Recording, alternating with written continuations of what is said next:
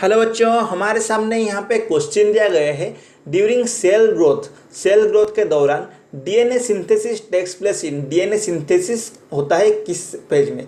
Okay, 4 phase का नाम दिया गया है। ऑप्शन ए है G2 फेज, ऑप्शन बी है M phase, S phase and the G1 phase. 4 phase का नाम दिया है। ठीक है, हमें सबसे पहले देखना चाहिए सेल डिवीजन में क्या होता है। सेल डिवीजन में क्या होता है, सेल डिवीजन। ठीक है, सेल डिवीजन जब होता है, सेल डिवीजन में हमारा 2 फेज होता है। इंटरफेज एक होता है इंटरफेज और एक होता है माइटोटिक फेज व मेयोटिक फेज। तो एम फेज हम लिख सकते हैं इसे, एम फेज। ठीक है, इंटरफेज में हमारा 3 तरह के होते हैं, G1, G2 और बीच में हमारा होता है S। ठीक है, G1, S और G2, ये हमारा 3 तरह के फेज होता है। ठीक है, ड्यूरिंग सेल ग्रोथ, इंटरफेज के दौरान ही हमारा सेल का ग्रोथ होता है। इंटरफेज का दौरान ही हमारा सेल का ग्रोथ होता है। तो during cell growth DNA synthesis take place.